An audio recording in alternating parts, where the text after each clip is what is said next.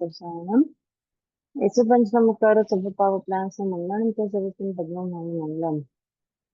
हनुमान भगवान महावीर स्वामी के चरण में शिक्षक में उन्हीं की आज्ञा में चलने वाले समस्त रत्नाधिकों के चरणों में शिक्षक में हरिम प्रभु की आज्ञा से सिद्धि प्रभु की आज्ञा से प्रभु की अनुज्ञा से क्लास शुरू करते हैं। क्या पढ़ रहे हैं हम लोग?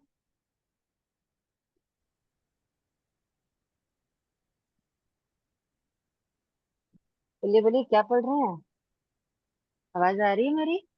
जी। हम्म। और 25 बोल में क्या पढ़ रहे हैं?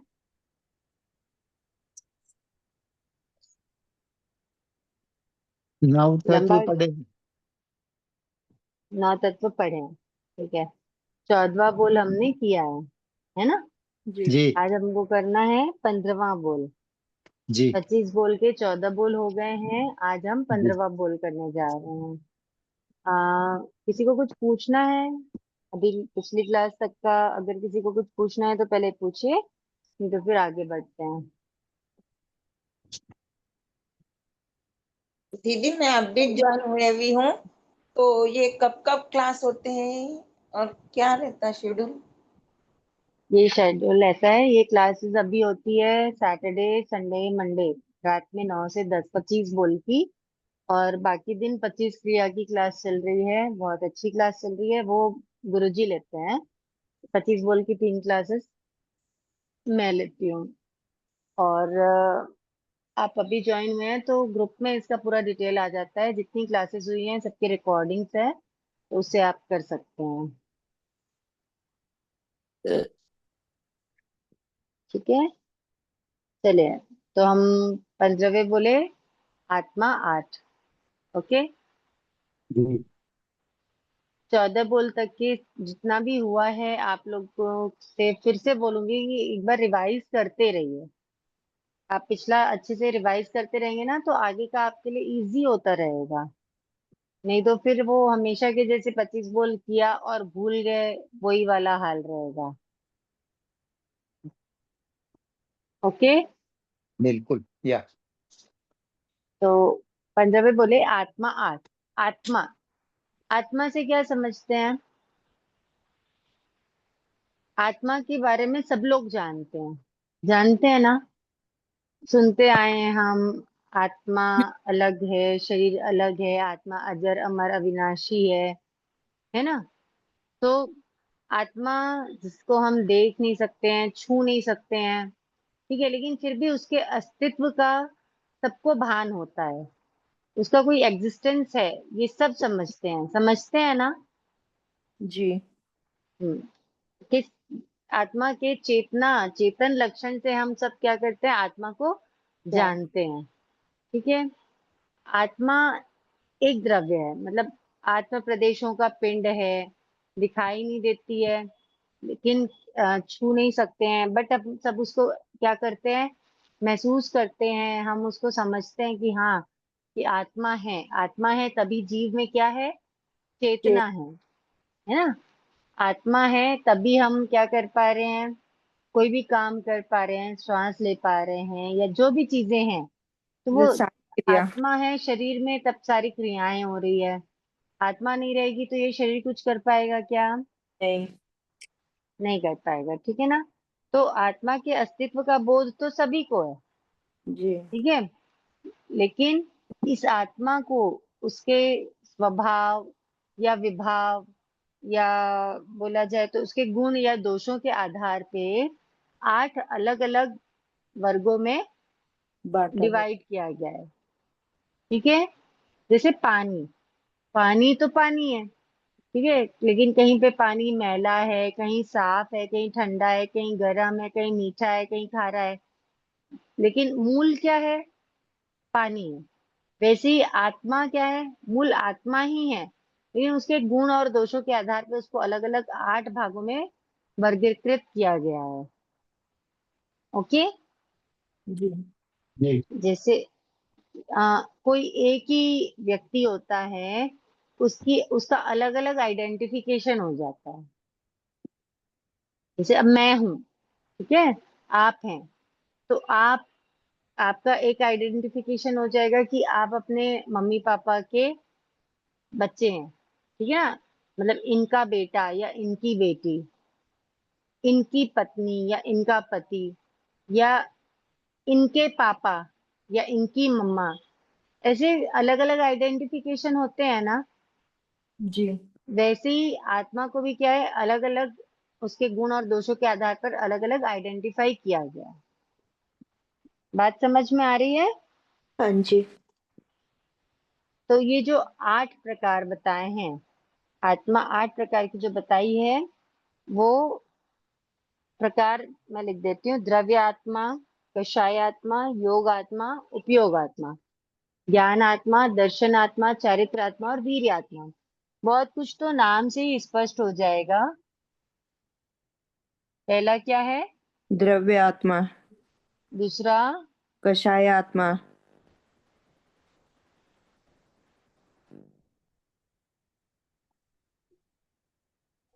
अच्छा, अभी इस क्लास में कोई ऐसा है जो पहली बार 25 बोल पढ़ रहे हैं, जिनको 25 बोल के बारे में कुछ पता नहीं है?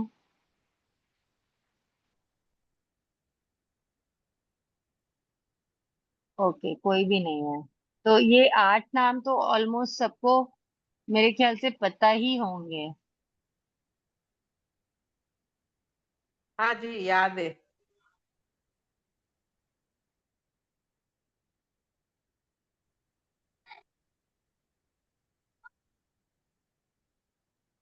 ठीक है, द्रव्य आत्मा, कषाय आत्मा, योग आत्मा, उपयोग उपयोग आत्मा, ज्ञान आत्मा, आत्मा, दर्शन आत्मा, चारित्र आत्मा, चारित्र आत्मा और वीर्य वीर्य आत्मा। आत्मा।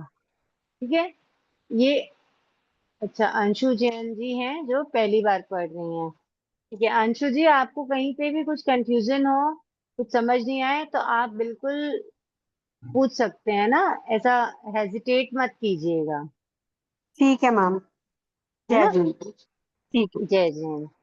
तो आ, ठीक है, ये जो शब्द हैं, द्रव्य, कषाय, योग, उपयोग, ज्ञान, दर्शन, चारित्र और वीर्य, इसमें से कषाय, योग, उपयोग, ज्ञान, दर्शन, चारित्र और वीर्य, इतने शब्द तो आप सबने सुने हुए हैं 25 बोल की क्लासेस में, है ना, हम जी। पहले भी पढ़ चुके हैं।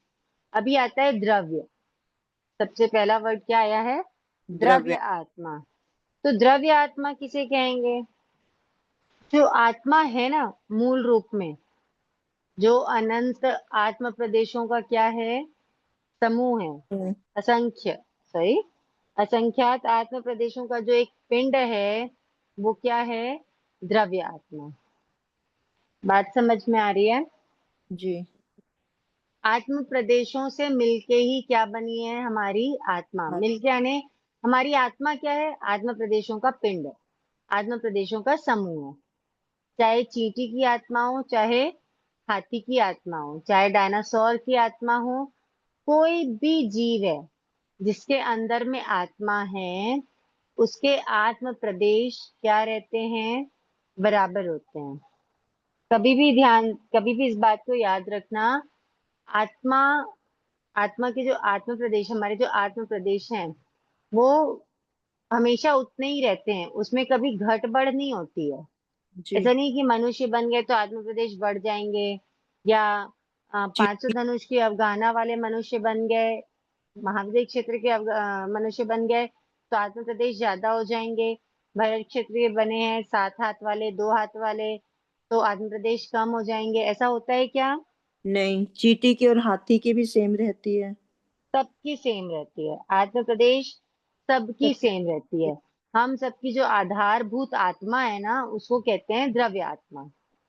आत्म प्रदेशों का जो पिंड है, वो क्या है? द्रव्य। द्रव्य आत्मा। समझ में आ रही है बात? हाँ जी। मतलब ये जो आत्म प्रदेश हैं, वो, अगर अभी जैसे हम अपनी जो भी हाइट है, अगले भाव में अगर हमारा जीव कोई छोटा सा कोई जीव बन जाता है, लाइक चींटी बन गया या कोई दूसरा जीव बन गया, तो हमारे जितने आत्म प्रदेश अभी हैं, तब भी उतने ही रहेंगे। वो कभी भी कम नहीं होंगे आत्म प्रदेश, है ना। जितने अभी हैं हमेशा कितने रहेंगे, उतने उतना ही ही। रहेंगे।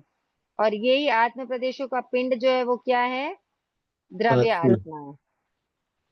ये आत्म प्रदेश फैलते हैं जब केवली भगवान इनको फैलाते हैं ना, केवली समुद्घात करते हैं, एक प्रक्रिया होती है। तो ये आत्म प्रदेश पूरे 14 राज्यों के लोक में फैल जाते हैं। मतलब ये जब फैलते हैं तो इतने बड़े हो सकते हैं, और जब सिकुड़ते हैं ये संकुचित होते हैं तो वो कितने हो जाते हैं, एक चींटी के भी जितने हो जाते हैं। लेकिन आत्म प्रदेशों की क्वांटिटी कितनी रहती है, उतनी की उतनी रहती है। समझ में आ रही है बात। हाँ जी। दी, ये तो मरने के बाद, मोक्ष जाने के बाद ही मतलब खत्म होते हैं, नहीं तो उतना ही रहेगा आत्म प्रदेश, द्रव्य द्रव्य आत्मा। द्रव्य आत्मा नहीं, मोक्ष। द्रव्य आत्मा का जो ये है मतलब आत्म प्रदेश होते हैं, उनका जो समूह होता है, तो वो तो उतना ही रहेगा ना। आत्म ऐसे। प्रदेश हमेशा उतने ही रहेंगे। और द्रव्य आत्मा तो क्या है, आप मोक्ष भी जाओगे तो भी द्रव्य आत्मा तो रहेगी, आत्म प्रदेश तो रहेंगे ही। आत्म प्रदेश कहाँ जाएंगे, आत्म प्रदेश ही तो जा करके स्थित होते हैं सिद्ध क्षेत्र में, अच्छा, है ना।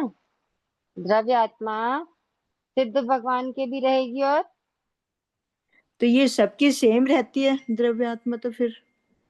सबके सेम रहती का मतलब जैसे तीर्थंकरों की हुई, चींटी की हुई, हमारी हुई, ये सब द्रव्य आत्मा सेम है, चाहे वो मोक्ष जाए तब भी वहां पर उतनी रहेगी। हाँ, आत्म प्रदेश कभी घटते नहीं है। ठीक है। आंध्र प्रदेश कभी घटते बढ़ते नहीं है, जितने अभी हैं वो मोक्ष जाते तक के उतने ही रहेंगे। आंध्र प्रदेश कभी घटते बढ़ते नहीं है। ठीक है। हम्म। दूसरा हो गया कषाय आत्मा। दूसरी आत्मा का नाम क्या है, कषाय आत्मा। कषाय आत्मा। कषाय सब जानते हैं, कषाय क्या होता है। काम, कष क्रोध, कषाय क्रोध, मान, माया, लोभ। क्रोध मान माया लोभ। महापुरुष। ठीक है, मोटे रूप में हम यही बोलते हैं कि हम्म। क्रोध मान माया लोभ कषाय है। कषाय वो चीज है जो संसार में भटकाती है आत्मा को। जीव मुक्त क्यों नहीं हो पाता संसार से, कषाय की वजह से। कारण। किसके कारण नहीं हो पाता है, कषाय के कारण। कषाय के कारण। क्योंकि कषाय जब रहते हैं तो कर्म क्या होते हैं, कषाय और योग के कारण ही बंद कर्म हो। बंधते हैं आत्मा से, जी। है ना। हाँ। योग और कषाय ही वो मेन कारण है जिनके कारण कर्म आत्मा से लगते हैं। जब कर्म आत्मा से लगते हैं तो आत्मा क्या हो जाती है, भारी संसार। हो जाती है, वो मुक्त नहीं हो पाती है। तो समझ में आ रही है, संसार में भटकाने का काम कौन करता है, कषाय। कषाय। कष्ट। अगर जीव कषाय पे विजय प्राप्त कर ले तो उसको कौन सा गुण मिल जाएगा, 10, कषाय। 10वां मिलेगा ना ये। वीतरागता। वीरता। वितराग का। कषाय विजय करने से क्या मिलता है, वीतरागता मिलती है। समझ में आ रही बात। और वीतरागी हो गए मतलब क्या हो गए फिर, मुक्ति निश्चित है। तो ये जो कषाय आत्मा है, जब आत्मा में क्रोध मान माया लोभ ये जब लगे होते हैं तो वो आत्मा क्या कहलाती है, कषाय कषाय आत्मा। आत्मा। कषाय आत्मा कहलाती है। ठीक है। मुक्त जब तक के जीव मुक्त नहीं होता तब तक के कषाय आत्मा से क्या होते हैं, लगे ही रहते हैं। संसारी आत्मा जितनी है, जितने भी संसारी जीव हैं उनके में कषाय आत्मा है या नहीं है। है। ये। जो वीतरागी हैं उनके में कषाय आत्मा नहीं नहीं है। है। ठीक है। कषाय आत्मा के समाप्त होने पर जीव शीघ्र वीतरागी बन रागी बन। जाता है। और जब तक कषाय आत्मा समाप्त नहीं होगी तो वो संसार में रूलता रहेगा। बात समझ में आई। हाँ जी। जी। तीसरी आती योगात्मा। सिंपल हम जानते हैं, कर्म बंध के का जो सबसे बड़ा रोल रहता है कर्म बंध में वो किसका रहता है, मन, वचन, काया की प्रवृत्ति, योग का योग। योग और कषाय मिलकर के कर्मों का क्या करते हैं, पूरा लेखा बंद कर। जोखा। तो अभी योग आत्मा मतलब क्या हो गया, मन वचन और काया। काया, है ना। जब इनकी जो प्रवृत्ति होती है आत्मा से, वो कहलाती है योग योग। आत्मा। ठीक है। तो जब तक के जीव अयोगी नहीं होता है, तब तक के योग आत्मा, आत्मा के साथ योग आत्मा लगी हुई है हमारे साथ में। अयोगी कब होता है जीव? 13वें गुण स्थान में। 13वें गुणस्थान में। 14वें में जाएगा अयोगी। कषायों से मुक्त होता है तब। 13वें गुण चौथे स्थान का गुण नाम स्थान क्या में है? 14वें। सहयोग 13वें में तो सहयोगी, 14वें में अयोगी। 13वें में सहयोगी रहता है, 14वें में अयोगी होता है। 13 ओके। गुण स्थान तक के जीव क्या रहता है? सहयोगी रहता है। योग जब 13वें गुण स्थान के अंतिम समय में जीव क्या बनता है? अयोगी की तरफ अयोगी। जाता है। अयोगी। ठीक, ठीक है। तो हम्म। अब मन वचन और काया के बिना, 13वें गुण स्थान तक के मन वचन और काया के बिना जीव रह सकता है क्या? नहीं। नहीं। 14वें में भी मन वचन काया तो रहते हैं, लेकिन उनको यूज नहीं प्रवृत्ति नहीं करता रहती। जीव। हाँ। ठीक है ना, उनकी प्रवृत्ति नहीं करता है। नहीं। तो ये जो मन वचन और काया योग जो आत्मा के साथ लगे हुए हैं, इसको क्या कहते हैं? योग। योग आत्मा। अंध। योग आत्मा। योग आत्मा। समझ में आई? जी। जी। अब चौथा आता है उपयोग आत्मा। उपयोग कितने होते हैं? 12। कौन से? 5 ज्ञान 3 अज्ञान 4 दर्शन। 5 ज्ञान 3 अज्ञान 4 दर्शन। मैं इसीलिए आप लोगों से कहती हूँ, पिछला आप लोग पढ़ते रहेंगे ना, तो आपको बहुत इजीली समझ में आएगा और एकदम माइंड में फिट होने की संभावना रहेगी। पर अगर पिछला नहीं पढ़ेंगे, नया नया करते जाएंगे, तो फिर एकदम बर्डन हो जाएगा, फिर बोझ लगने लगेगा, फिर इंटरेस्ट नहीं आएगा। तो इतना गैप मिलता है अपन को, है ना, मंडे के बाद सीधा सैटरडे क्लास होती है। ये आजकल तो बिजी है। थोड़ा थोड़ा पढ़, हाँ आजकल तो बिजी रहेंगे, चातुर्मास चल रहे हैं, बट इतना बिजी भी नहीं रहते हैं कि थोड़ा थोड़ा ना पढ़ सकें। ये हर रोज पेपर दे देते हैं महाराज जी कि फिर वहां पर याद करके देना होता है, तो इतना मतलब ठीक है ना, वो आपका है, बट सब लोगों के साथ में ऐसा नहीं है ना। तो हाँ बिल्कुल। उपयोग कौन कौन से हैं बताओ, बोलो। उपयोग कितने? योग। 12। कौन कौन मति से ज्ञान। हैं? 5 ज्ञान, मति ज्ञान, श्रुत ज्ञान, ज्ञान अवधि मानव ज्ञान, मंत्रिय ज्ञान, केवल ज्ञान। मति पांच अज्ञान, श्रुत अज्ञान, विभंग ज्ञान। ये और 4 चार दर्शन, चक्षु दर्शन, अचक्षु दर्शन, अवधि दर्शन, केवल दर्शन। केवल दर्शन। देखो, यहाँ पे हम बोल रहे हैं उपयोग आत्मा, ज्ञान दर्शन, 5 ज्ञान,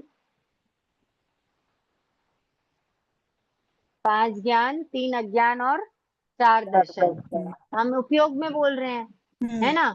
उसके बाद फिर इधर ज्ञान भी आ रहा है और दर्शन भी आ रहा है, इस बात को ध्यान देना। ठीक है, 5 ज्ञान 3 अज्ञान और 4 दर्शन, ये उपयोग आत्मा। उपयोग क्या है? जीव का लक्षण उपयोग है। सुने हमेशा, चेतना और उपयोग ये क्या है? आत्मा के लक्षण और गुण है। जब इतना कषाय और योग से ग्रस्त होने के बाद भी आत्मा में चेतना हमेशा बनी रहती है। बनी रहती कि नहीं बनी रहती है? ये बनी रहती है। हाँ। मतलब कितना भी कुछ भी रहे तो भी आत्मा में एक चेतना रहती कि मुझे क्या होना है? मुक्त होना है ना। मुझे 8 कर्मों को अपने क्या करना है? धीरे धीरे क्षय खत्म। करना है। चेतना हमेशा जागृत रहती है आत्मा की। तो ये जो जागृत चेतना है ना, उसी को क्या कहते हैं? उपयोग आत्मा।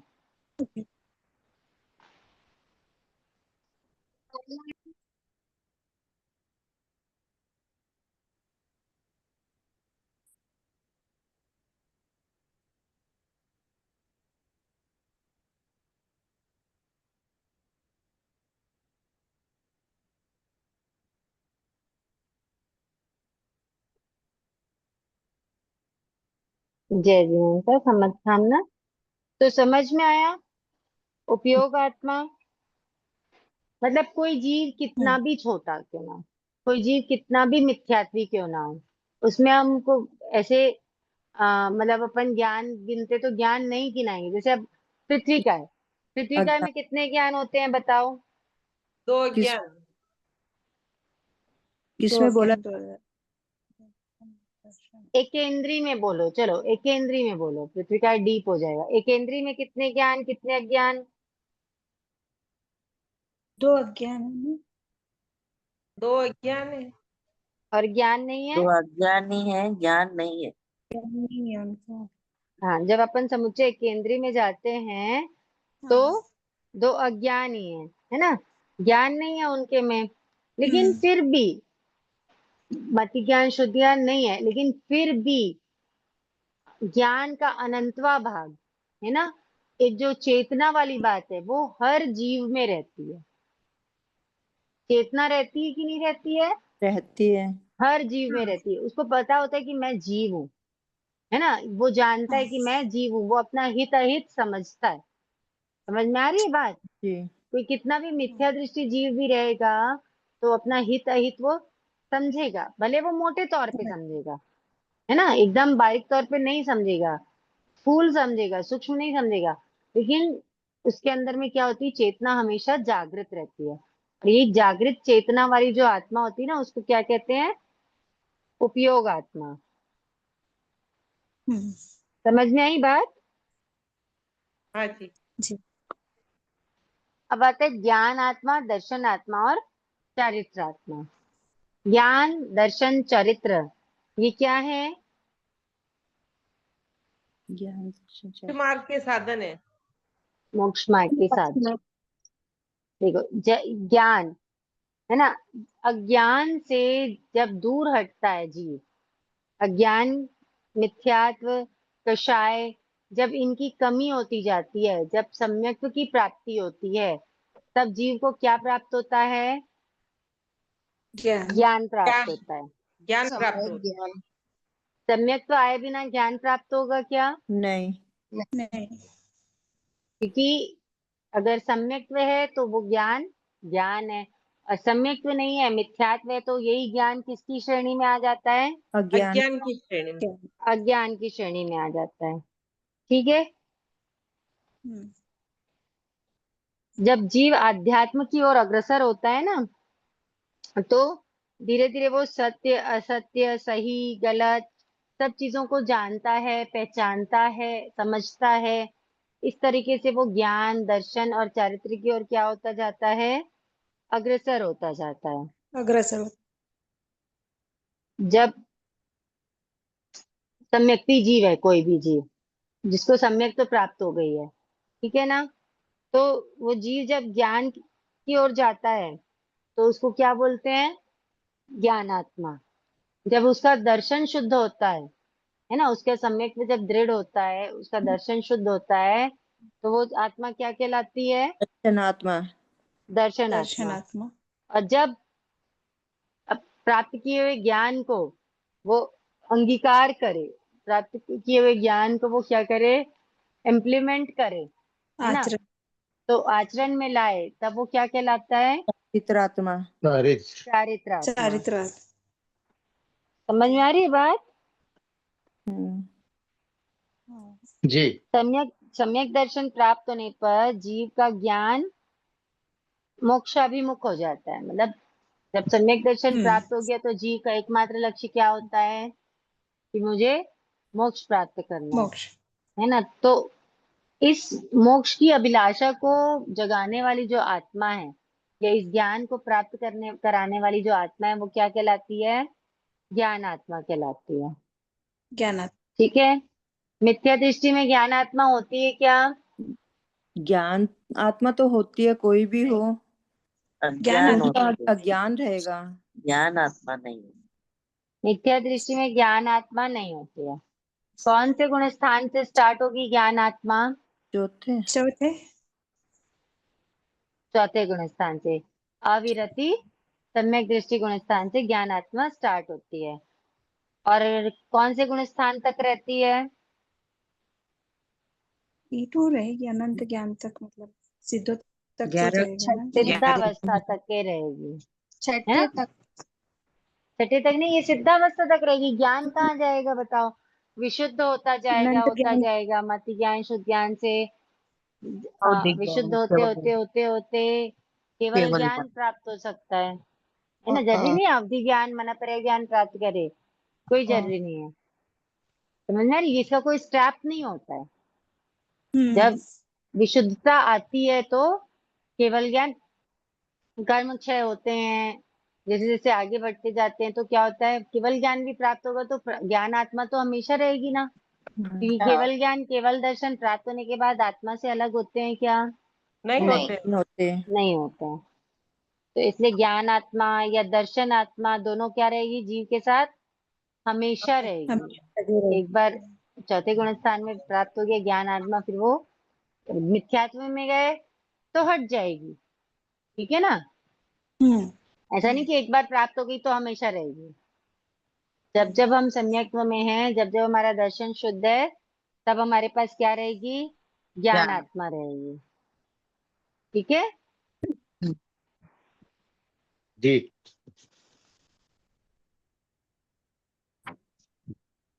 फिर दर्शन आत्मा, यहाँ पे दर्शन आत्मा का मतलब क्या है?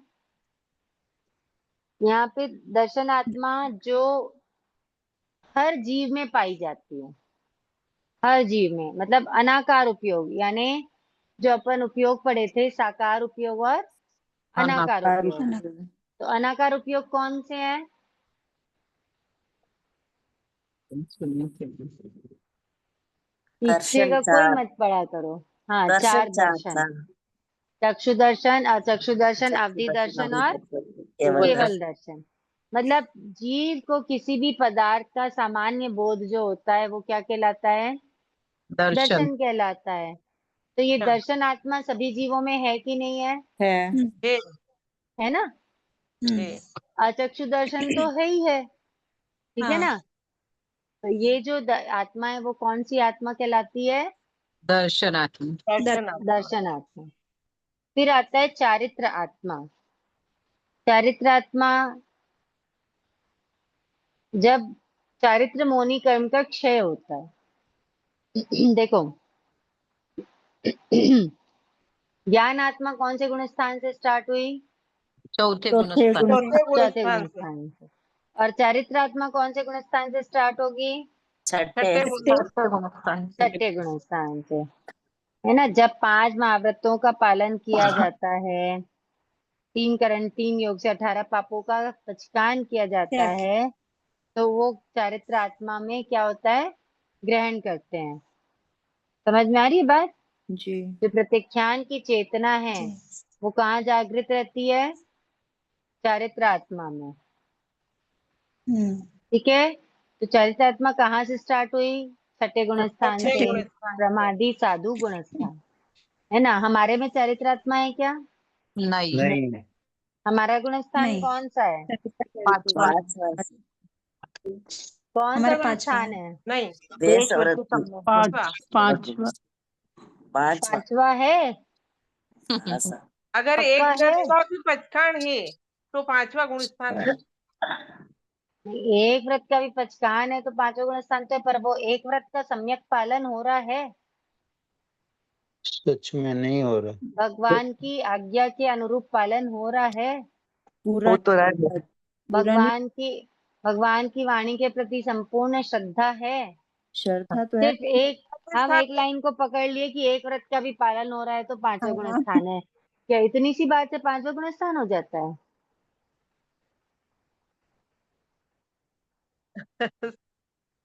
उसके अतिरिक्त और भी कुछ कुछ क्या है, ऐसी टर्म्स कंडीशंस हैं, तभी 5वें गुण स्थान में जीव रह सकता है। इसके लिए सबसे पहली कंडीशन है अनंतानुबंधी कषाय का दूर होना।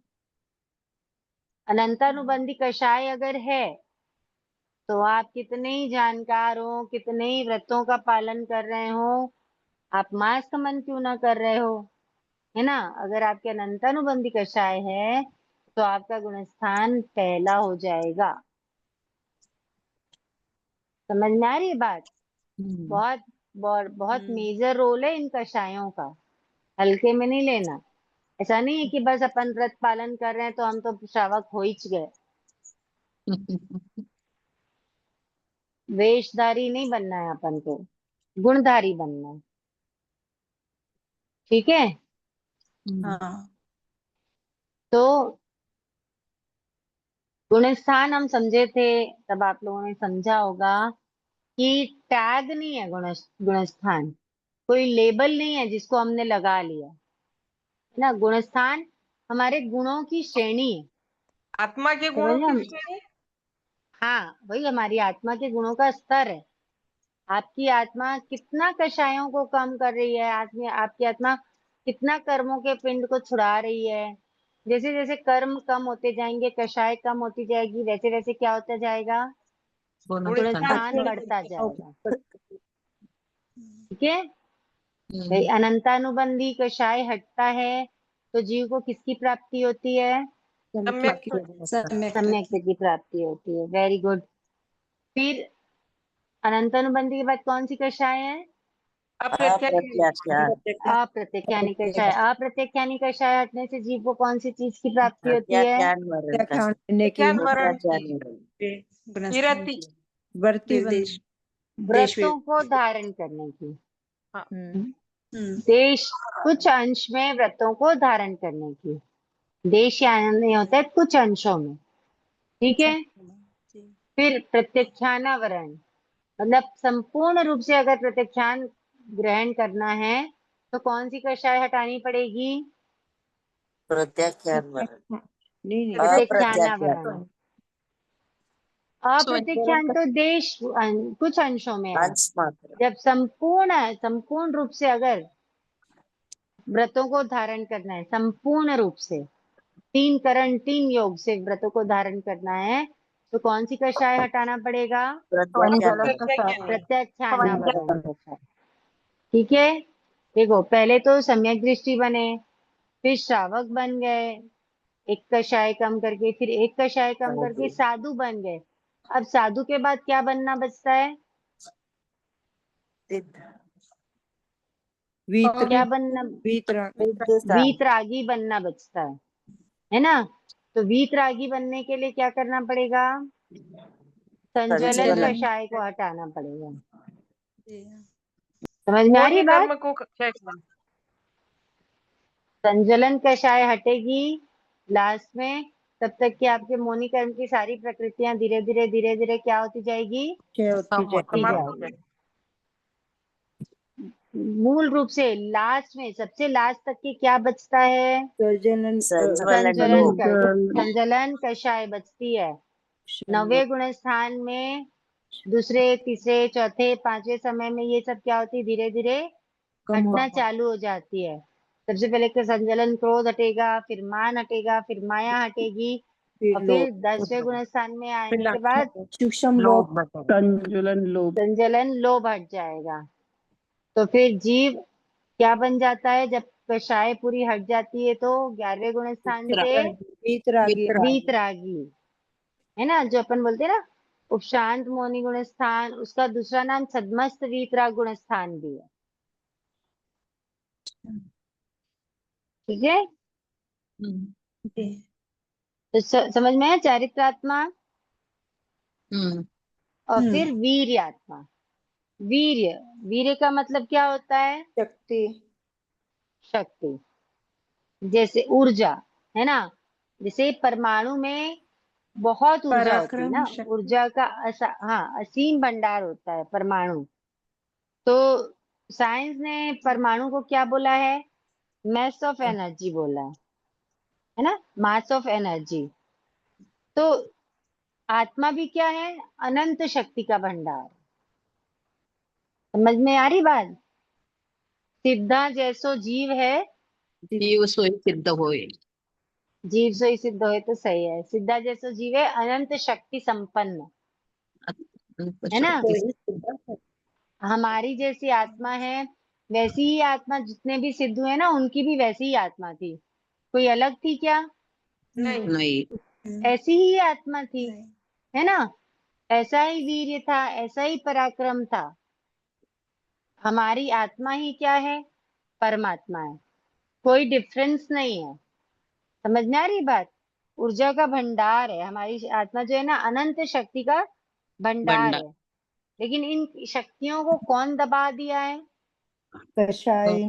क्या है? मिथ्यात्व कषाय। नहीं। हाँ, मिथ्यात्व और कषाय मतलब ऐसा है कि जहां आपकी कषाय आ गई, अनंतानुबंधी कषाय आई, मतलब जीव किसमें चला गया? मिथ्यात्व में। मिथ्यात्व में चला गया। तो समझ में आ रही बात? कषाय जो है ना, ये कषायों के कारण आत्मा की शक्ति क्या नहीं हो पाती है? प्रकट नहीं हो पाती है। और हमारी आत्मा कर्मों के अनुसार क्या करती रहती है? चलती रहती है। समझ में आ रही बात? लेकिन ये कर्म कितने भी ताकतवर क्यों ना हो जाए, आत्मा की शक्ति तो हमेशा कायम रहती ही है। रहती कि नहीं रहती है? रहती है। कुछ ना कुछ रूप में वो प्रकट भी होती रहती है। तो 12 गुण स्थान तक तो ऐसे ही चलते रहता है। फिर 12 गुण स्थान के अंत में क्या होती है? ये जो शक्ति रहती है, आत्मशक्ति, वो पूर्ण रूप से उजागर हो जाती है। पूरे बादल छट जाते हैं और पूरा क्या हो जाता है? उजाला ही उजाला हो जाता है। समझ में आ रही है बात? तो ये जो आत्मा है वो क्या है? वीर्य आत्मा है।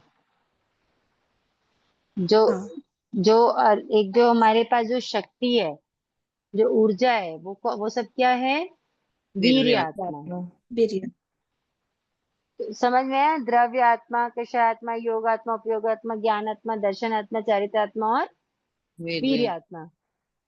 ये 8 आत्मा है।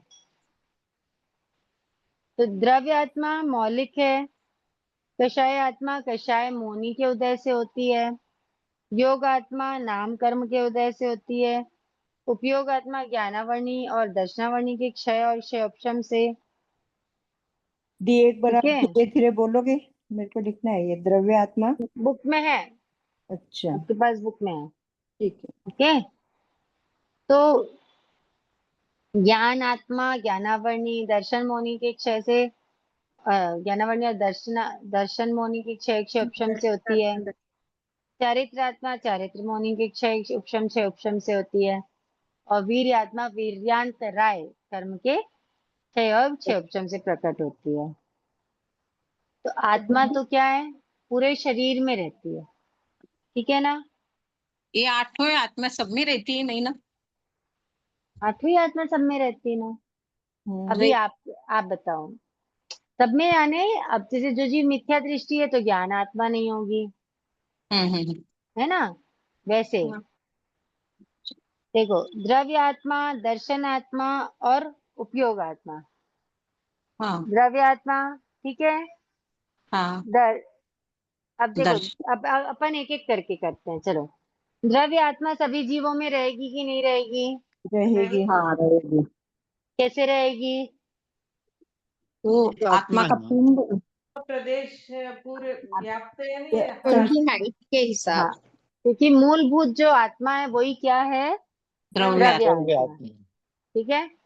अब कषाय आत्मा, कषाय आत्मा सभी जीवों के में है कि नहीं है? है, सभी संसारी जीवों में है। मेरा क्वेश्चन है सभी जीवों में, सभी संसारी जीवों की बात नहीं है। सभी जीवों में कषाय आत्मा है कि नहीं है? सिद्ध मन में नहीं। तो नहीं है। बोलो। सभी में नहीं है, बाकी सभी में है। जीव कितने प्रकार के होते हैं? 2 जीव। तो संसारी और सिद्ध। जीव सिद्ध और संसारी। सिद्ध और संसारी। जब हम सभी जीवों की बात कर रहे हैं तो ये सिद्ध और संसारी दोनों की बात हो रही है कि नहीं हो रही है? हो रही है। हो रही है। तो कषाय आत्मा सिद्धों में रहेगी क्या? नहीं। कषाय आत्मा कौन से गुण स्थान तक रहती है? 10वें गुण स्थान तक के। अभी आपको बताया ना, 10वें गुण स्थान के अंत में क्या हो जाती है? क्षय हो जाती है। या तो उपशम हो जाएगी या क्षय हो जाएगी। तो उसके बाद से 11, 12, 13, 14 गुण स्थान में कषाय होता है क्या? नहीं होती। नहीं होता है। तो कषाय आत्मा सभी जीवों के में है कि नहीं है? नहीं है।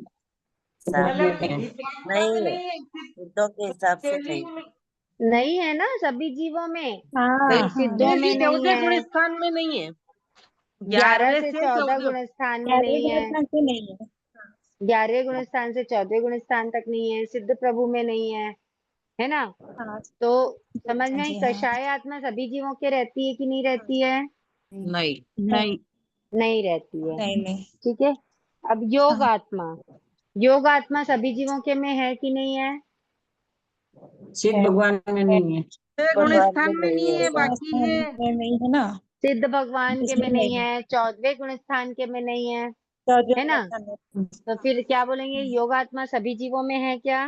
नहीं। नहीं। नहीं है। उपयोग आत्मा हाँ है, सभी में सभी है। में है।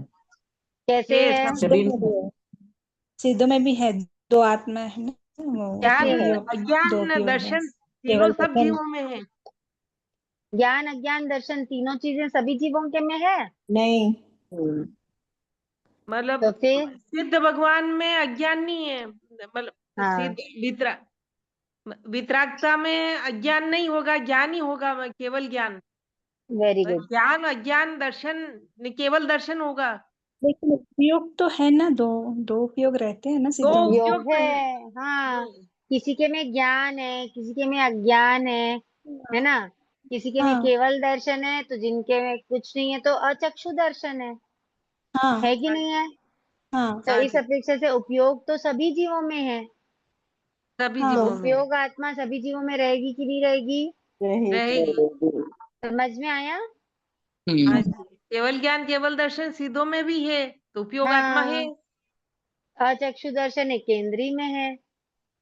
तो ठीक है ना? हाँ। हाँ हम्म, तो फिर ये केंद्रीय से लेकर सिद्ध तक कोई ना कोई उपयोग तो रहेगा ही रहेगा, क्योंकि हाँ जी, जीव का हाँ लक्षण हाँ उपयोग है ना? हाँ 12। ज्ञान उपयोग आत्मा हो गया। उसके बाद हम्म। ज्ञान आत्मा, ज्ञान आत्मा सभी जीवों में रहेगी क्या? नहीं। नहीं रहेगी। ज्ञान नहीं रहेगा। नहीं, ज्ञानात्मा सब में। एक केंद्रीय में अज्ञान है, तो बाकी जीवों में ज्ञान अज्ञान दोनों है, और सिद्ध भगवान में केवल ज्ञान है। अनंतवा भाग है केंद्रीय में। केंद्रीय में अज्ञान है तो ज्ञान आत्मा है क्या? नहीं। अनंतवा नहीं है। भाग अज्ञान वो है, हाँ। अनंतवा भाग को उसको वैसा नहीं काउंट करते। तो ज्ञान आत्मा सभी जीवों में है या नहीं है? नहीं है। नहीं है।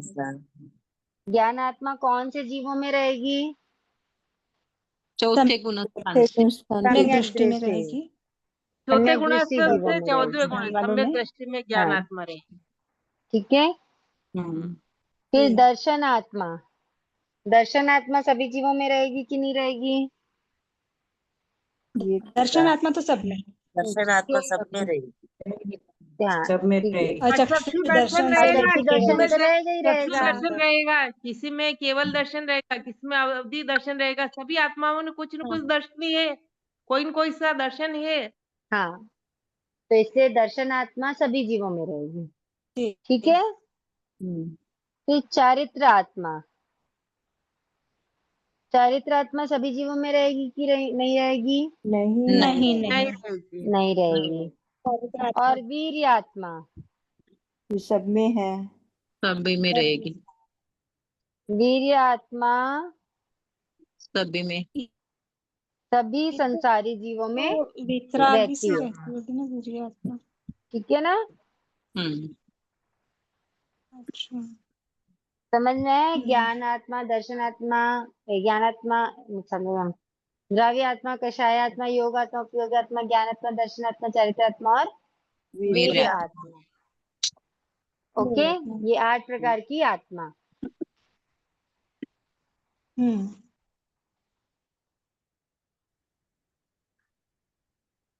अब आता है 16वां बोल। 16वें बोले दंडक दंडक 24। 24। समझ में आ गया ना? आत्मा 8। हाँ कुछ समझ। कंफ्यूजन तो नहीं है किसी को? नहीं सर।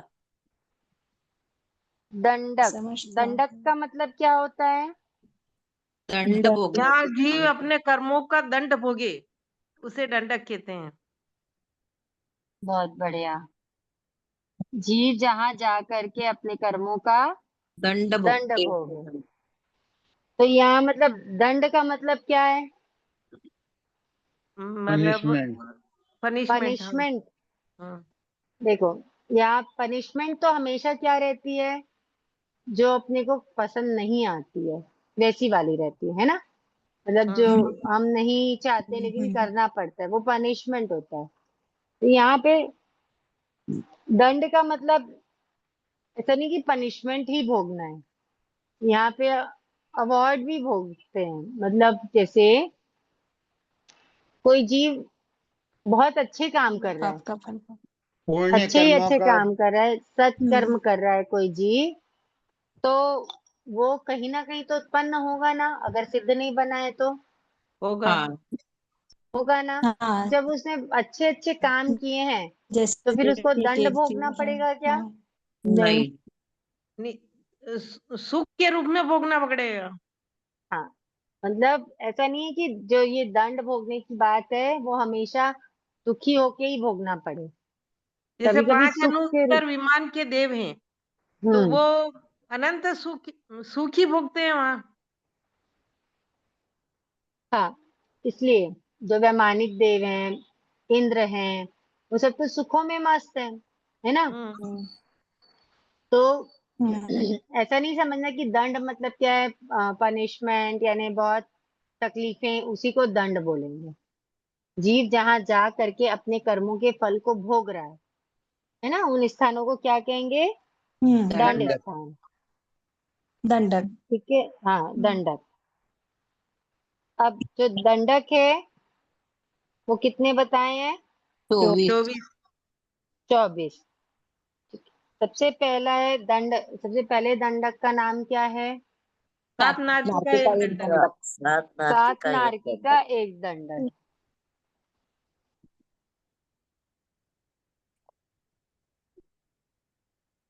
ठीक है, सात नारकी का एक एक दंडक। दंडक। एक।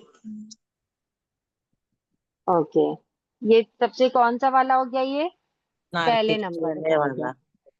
ठीक है, अब दूसरे नंबर से लेकर के बताओ कहाँ तक क्या आता है? 10 भुवनपति देवों के 10 दंडक असुर एक कुमार है आदि। पावर। दूसरे से 11 है ना, 11 नंबर। हाँ, 10 हाँ जी, भवनपति देवों के कितने 10 दंडक? 10 10। दंडक। 10 दंडक। 10 दंडक। समझ में आई बात? हाँ, सात नारकी का एक दंडक, 10 भवनपति देवों के 10 10 एक दंडक। दंडक। दंडक। ठीक 5 है, टावर। 10 हो गए। उसके बाद क्या आएगा? 12 से 12 से लेकर स्थावर के के पावर के 5 दंडक। 16 तक के। 12 से 16 तक के क्या आएगा? 5 5 दंडक। टावर। 5 स्थावर के। 5 टावर। 5 दंडक। दंडक। 5 दंडक। ठीक है, 5 स्थावर के 5 दंडक। अब क्या आएगा बोलो? 3 विक्लेंद्रिय। विक्लेंद्रिय। 17 से ये 3 3 विकलेंद्रिय। 19। 19। 17, 18, 19। 3 विकलेंद्रिय। विकलेंद्री के। 3 3 दंडक। दंडक। देखो, नरक गति का हुआ है ना, उसके बाद देव गति का आया, देव गति के बाद तिर्यंच गति। तिर्यंच गति का पढ़ो, आगे बताओ। 3 विकलेंद्री के 3 तिर्यंच। दंडक। ठीक है, सन्नी तिर्यंच पचेंद्री का एक दंडक। हाँ, कौन से नंबर का होगा वो? 20। 20वां 20वां नंबर। सन्नी तिर्यंच पंचेंद्री का कितना दंडक? एक। एक। दंडक। उसके बाद कौन सा दंडक आएगा? मनुष्य 21वां। मनुष्य का मनुष्य का दंडक। एक दंडक। मनुष्य का एक दंडक। हमारा कौन सा दंडक है? एक मनुष्य। 21 एक दंडक। 21वां।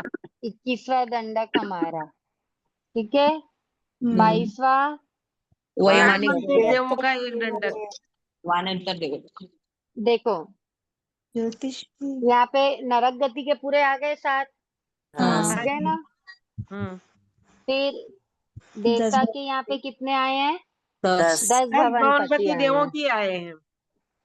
भवनपति के ही आए हैं बस।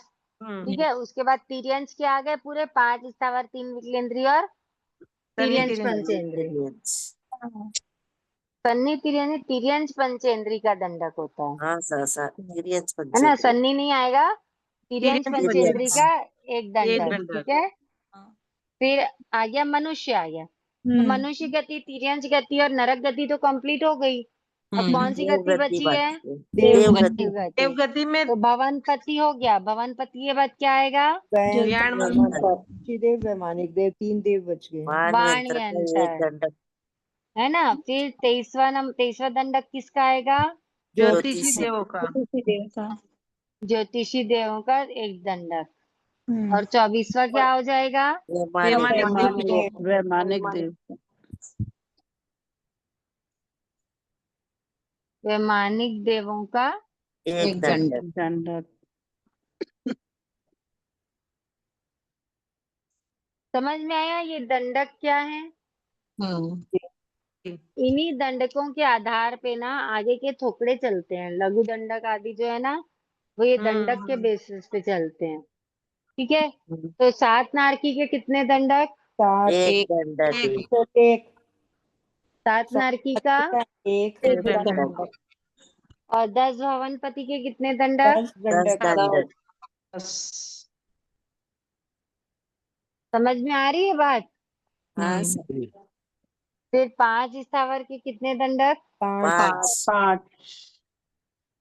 3 विकलेंद्री के दंडक। और तिर्यंच पंचेंद्री के। देखो तिर्यंच का पूरा लाइन से आया है ना, 5 स्थावर, 3 विकलेंद्री और तिर्यंच पंचेंद्री।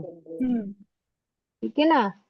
उसके बाद क्या आएगा? मनुष्य का मनुष्य का एक दंडक। वाणियंत्र। ज्योतिषी देव का ज्योतिषी देवों का एक दंडक। वैमानिक देवों का एक। 24 दंडों। ज्योतिषी के बाद आ जाएगा वैमानिक। ठीक है ना। तो ऐसे हो गए 24 दंडक। दंडक कितने? 24। ओके। जी। अब इसको तो अलग से बताने की नीड नहीं है, सबको पता है 7 नारकी क्या है, 10 भवनपति क्या है। हम जीव के 563 भेद के तब वहां पे कर चुके हैं। फिर भी अभी किसी को कुछ पूछना है तो पूछ लीजिए।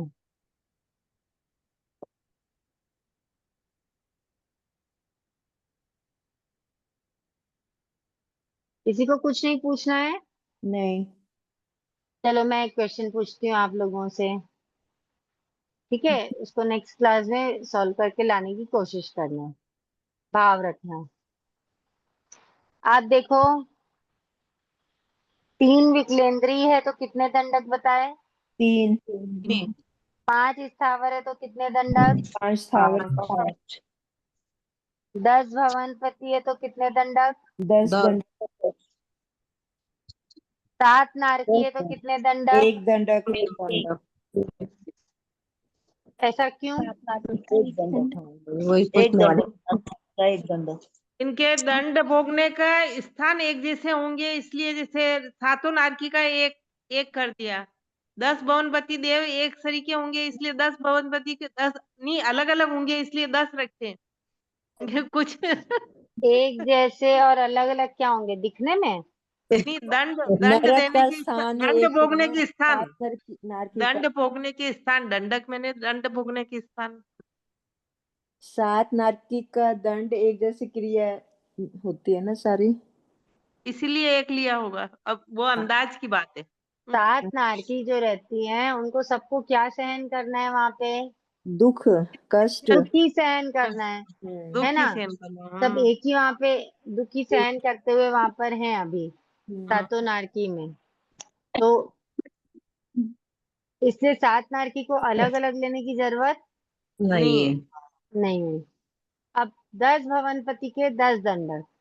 तो 10 भवनपति देवों के क्या होते हैं? सबके अपने अपने काम अलग अलग होते अलग हैं, अलग स्थान, 10 भेद अलग देते हैं। इंद्र भी अलग अलग। है ना। तो जब अलग अलग काम रहते हैं, सब रहते हैं, तो फिर क्या हो जाती है? उनकी आइडेंटिफिकेशन भी अलग अलग अलग हो जाती है। इसलिए 10 भवनपति के कितने दंडक? 10। ठीक है।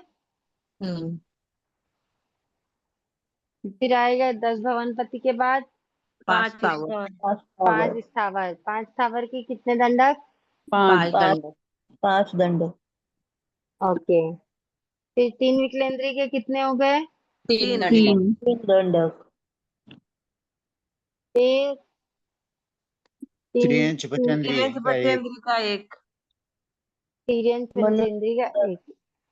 अभी अपन बल्क वाले पढ़ रहे थे ना, जैसे 5 स्थावर के, तिर्यंच पंचेंद्रिय के, 3 ऐसे वाले। दे के। ठीक है, तो अब देखो 10 जो भवनपति देव हैं, इनके काम क्या रहते हैं? अलग अलग अलग अलग रहते हैं, में। है ना। अलग अलग काम है तो अलग अलग ड्यूरेशन भी होता है। जी। समझ में आ रही ना बात?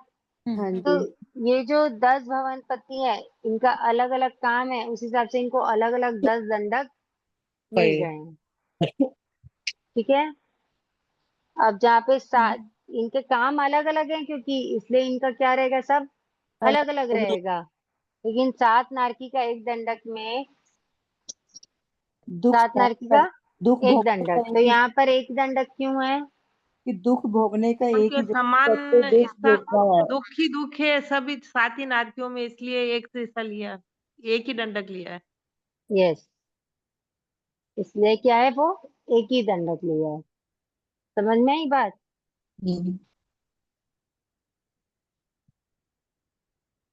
आज हम ये समझ लेते हैं कि दंडक कौन कौन से हैं, है ना। और कौन से दंडकों का के भेद अलग अलग होते हैं और कौन से दंडक के भेद नहीं होते हैं। समझ में आया? जी। रुचि थी जय जिनेन्द्र। जय जिनेन्द्र। अगर नारकी जैसे 7 नारकी है तो लेवल ऑफ वो तो अलग अलग होगा ना, जैसे लेवल अलग अलग है, लेवल अलग अलग है, लेकिन वहां पे केवल दुख ही है ना, दुख तो है। केवल दुख ही दुख है ना। वहां पे और कोई वैरायटी वहां पे हो रही है क्या? पाप ही नहीं, खाली ओनली नहीं हो रही। ठीक है, वहां पे और कोई वैरायटी नहीं हो रही है, इसलिए वो लेवल अलग अलग होने के बाद भी क्या हो जाते हैं, एक एक जैसे मत हो कुछ। जाते हैं। ठीक सर, जय जय। जैसे वैमानिक में सुख ही सुख है लेवल अलग अलग। हाँ, वैमानिक में सुखी सुख है, ठीक है, तो लेकिन क्या हो जाता है, उनका लेवल अलग अलग, मतलब वो पानवेन तक सुख। अलग है, ज्योतिष के अलग है, सबके लेवल अलग हैं। हाँ, तो देखो वैमानिक, वैमानिक किसे कहते हैं? जो जो कि विमान में रहते पहले देवलोक से हाँ, मतलब पहले देवलोक से लेकर के 12वें देवलोक तक। 12 देवलोक, 9 ग्रह, नहीं, 5 अनुत्तर विमान। वैमानिक 5 तो अनुत्तर विमान में 9 ग्रैविक और 5 अनुत्तर विमान क्या होते हैं, वैमानिक होते हैं कि नहीं होते हैं? वैमानिक ही होते हैं। होते हैं। पूरा पहले कोई देवलोक से सर्वार्थ सिद्ध। वैमानिक ही होते हैं, पहले देवलोक से लेकर सर्वार्थ सिद्ध तक के। 9 ग्रैविक और 5 अनुत्तर विमान भी क्या है, वैमानिक वैमानिक। ही है ना। तो जो 10 भवनपति देव हैं, उनका क्या रहता है, उनका काम, है ना, उनकी वैरायटीज वो सब अलग अलग रहती है, वो इसलिए देने आते हैं नारकी को भी। हाँ, वो तीसरी नरक तक के आते हैं। हाँ, स्थाने के लिए आते हैं। हाँ, इसलिए उनको काम अलग अलग है उनका, उनका रहने का और ये 10 भवनपति अधोलोक में, और वैमानिक देव ऊर्ध्वलोक में। वैमानिक देव ऊर्ध्वलोक में है, 10 भवनपति अधोलोक में है, बिल्कुल सही बात है। लेकिन जैसे अधोलोक में है तो, या वो देव ऊर्ध्वलोक में है ना, दोनों अलग अलग हैं। हम्म। लेकिन जो क्या बोलना चाहिए, वैमानिक देव है, ये 10 भवनपति के काम अलग अलग हैं, इसलिए इनको क्या कर दिया, 10 भागों में बांट दिया गया। लेकिन जो वैमानिक देव हैं, उनके काम अलग अलग जा रहे हैं क्या? नहीं। नहीं। नहीं जा रहे, है ना। तो इसलिए जो वैमानिक देव है, उनको क्या बोला, एक दंडक। उनका एक ही दंडक है।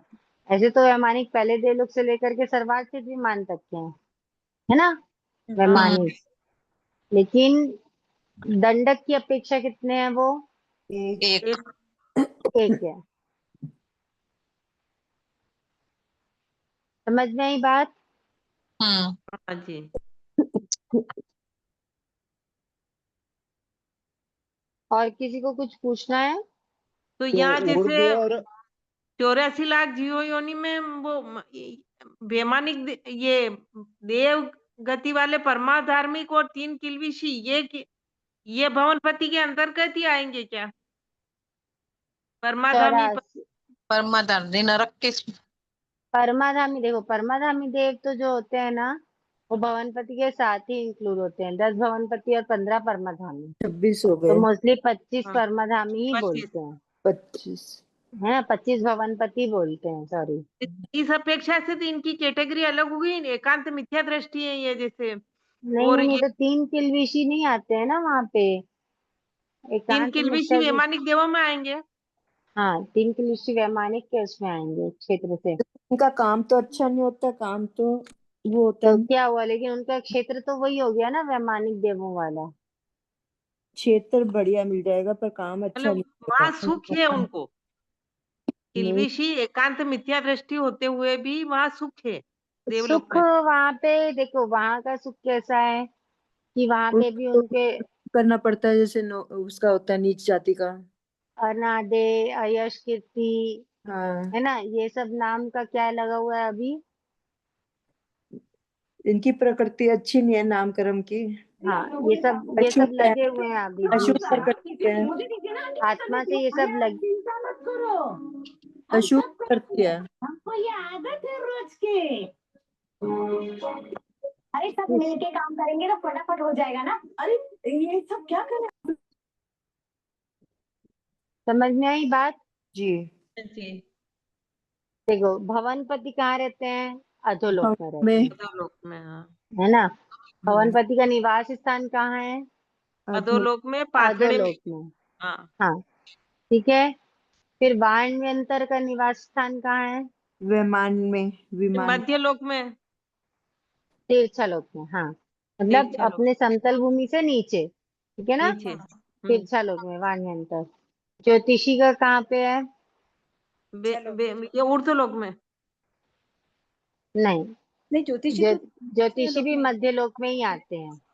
समतल भूमि से 790 योजन ऊपर जाने के बाद में ज्योतिषी चक्र क्या हो जाता है? स्टार्ट हो जाता है। समझ में आ तो रही बात? ऊर्ध्वलोक कहाँ से स्टार्ट होगा? ऊर्ध्वलोक 1800 योजन का मध्य लोक है, उसके बाद से ऊर्ध्वलोक है। Okay okay. ओके। तुम 18 योजन से 790 किलोमीटर योजन आगे जाने पर ज्योतिषी देव है। समतल भूमि से 1800 योजन से नहीं, जो समतल भूमि है ना, देखो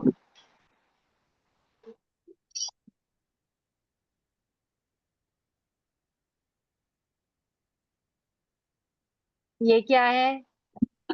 14 राज्य लोक। लोक का नक्शा है ये, है ना। तो लोक के बीचों बीच यहाँ पे क्या है? अधोलोक। मध्य लोक है। मध्य लोक, सुमेरु पर्वत, है ना। तो ये जो मध्य लोक जो बीचों बीच है, समतल ये भूमि है। आवाज ब्रेक हो रही है आपकी।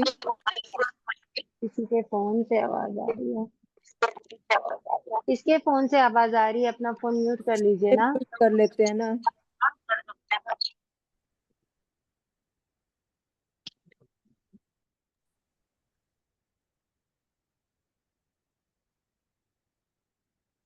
ये जो समतल भूमि है ना, ये जो क्या बोलना चाहिए, बीचों बीच जो मेरू पर्वत है, जहाँ पे असंख्यात द्वीप समुद्र हैं, वो वाली जो जगह है, उससे 900 योजन ऊपर 900 योजन नीचे। और 900 योजन नीचे। नीचे, ये वाला जो हिस्सा है वो क्या कहलाता है? मध्यलोक। मध्य मध्य लोक। लोक कहलाता है। समझ में आ रही बात? हाँ जी। तो जो भवनपति हैं, भवनपति देव, उनका निवास स्थान कहाँ रहता है? इसके और नीचे रहता है ना। उसको क्या बोलते हैं? अधोलोक। अधोलोक। अधोलोक या नीचा लोक,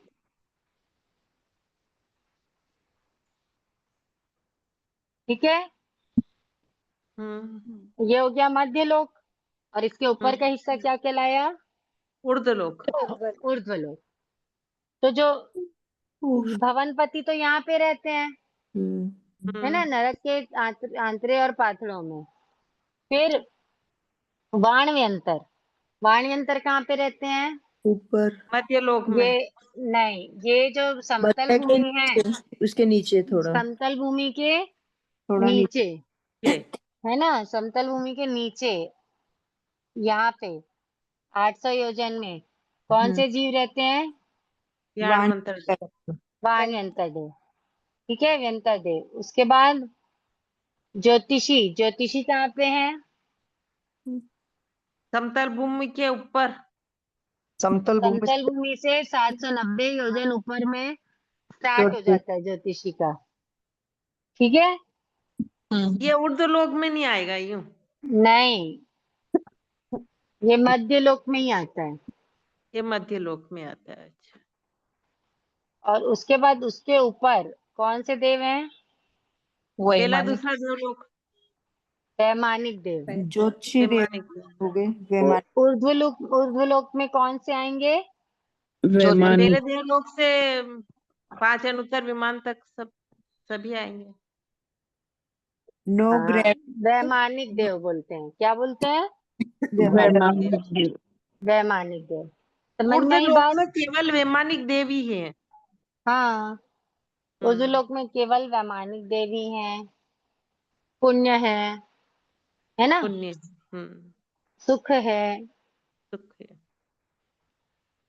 खैर, वैमानिक देवों में जो अभियोगिक देव हैं या दूसरे देव हैं, उनको कभी दुख भी होता है, ऐसा नहीं है, लेकिन फिर भी सुख की क्या रहती है? ज्यादा। बहुलता रहती है।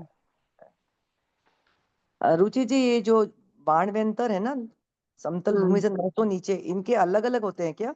900 व्यंतर नीचे नहीं रहते हैं वो नहीं, समतल भूमि समतल पे भूमि नीचे से से 900 स्टार्ट होते योजन नीचे। हैं। 900 योजन नीचे नहीं, समतल भूमि से नीचे 900 योजन के अंदर रहते हैं हाँ, वो। उसी के बीच में, समतल भूमि से 900 योजन के हाँ बीच में रहेंगे, तो इसमें हाँ, स्पेसिफिक होता है क्या अलग अलग इनका भी? क्या मतलब? मतलब व्यंतर, बाण व्यंतर, त्रयंग, जंबक अलग अलग होगा क्या? इसमें सब डिवीजन होते हैं क्या? हाँ, अलग अलग होते हैं, व्यंतर अलग होते हैं, वाण व्यंतर अलग होते हैं, जंभक अलग होते हैं, सब अलग अलग होता है।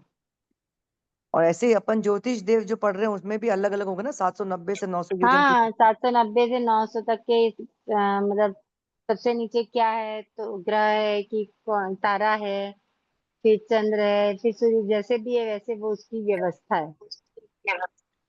और अपने हिसाब से सूरज पास में और चंद्र दूर है। जैन वो के जैन अपन पास सोचते में हैं। सूर्य दूर है। नहीं, जैन धर्म के हिसाब से तो चंद्र पास में दूर है और सूर्य पास में है ना। वो मुझे एक्चुअली अभी एकदम याद नहीं है कितने कितने योजन से पे क्या क्या है, पर 790 योजन से स्टार्ट हो जाता है, इतना ध्यान में है। एक बार आप कभी मैं देख आपको करके देख इसको के बता समझाना दूंगी। अलग अलग हाँ, करके मैं बताना। आपको देख के अभी, एक मिनट, अभी बता देती हूँ, एक सेकंड।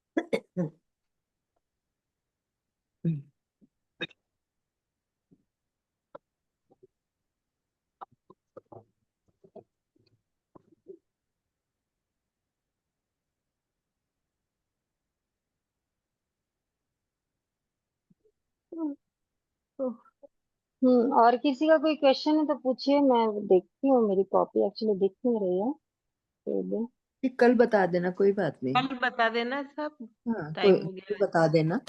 हाँ और किसी को कुछ पूछना है? दी नहीं। फिर आगे की क्लास में। हम्म, ठीक है ना। तो ये समझ में आ गया ना कि कहाँ पे कौन से जीव हैं और हाँ किस हिसाब से वो दंड भोग रहे हैं, मतलब दंडक किस हिसाब से वर्गीकृत किए गए हैं। हाँ जी, पूरा ये तो पूरा आ गया समझ में। आ गया ना? हम्म। ठीक है, चलिए, ठीक है, आज के लिए इतना ही। जिनाज्ञा कुछ कहने में आया हो तो मैं सामे दुकड़ाम। बहुत बहुत बहुत अनुमोदना सर। बहुत धन्यवाद। आभार, जय जिनेंद्र। धन्यवाद। बहुत अच्छा सिखाते आप लोग, जय जिनेंद्र। अध्यात्म का वर्णन, 24 आता दंडक का रखा है। वर्णन बहुत अच्छे से समझाया आपने। बहुत बहुत धन्यवाद दी। जय जिनेंद्र सर, समझाने बहुत का बहुत धन्यवाद। बड़ा गुरु कृपा सा, आता है ऐसा आपको? गुरु कृपा है। आपका समझाने आप का तरीका नहीं क्या। आप सबकी सहायता है। जी, आपकी साथा है ना तपस्या में। गुरु गुरु कृपा, गुरु कृपा। चलिए, थैंक मैं बताने का भाव रखती हूँ नेक्स्ट क्लास में, यू। है ना? कल है ना दी? हाँ, कल संभावना, कल रहेगी क्लास। कल संडे को रहेगी। हाँ, रात को होती है ना। रहती तो है, संडे मंडे। अब अच्छा, कल संडे को साता पे रहती है डिपेंड। रात को। हाँ, रहती है, संडे को साता पे डिपेंड करेगा कल क्लास रहेगी कि नहीं रहेगी, है ना? अच्छा, अगर लेने लायक कंडीशन रहेगी तो क्लास लेंगे। आपकी ओके। तबीयत ठीक नहीं है दी? नहीं, तबीयत ठीक है मेरी, तपस्या चल रही है। गुरु कृपा है। नहीं, तपस्या कोई खास नहीं चल रही है, कभी कुछ ऊंच नीच हो जाती है बस, इसलिए निश्चयकारी भाषा नहीं बोल सकते ना, इसलिए हाँ जी। संभावना बोलते हैं। आता है दीदी। चलिए, ठीक है, साता रखा है सर। आप सभी सादा रखे साथ। जय जिनेंद्र। जय जिनेंद्र। क्षमा जय कामना। जय बहुत जिनेंद्र। बहुत आभार सबका। बहुत बहुत धन्यवाद। बहुत धन्यवाद सर। गुरु धन्यवाद। कृपा है बहुत सर। धन्यवाद सभी को। जय जिनेंद्र। जय जिनेंद्र। सभी को जय जिनेंद्र।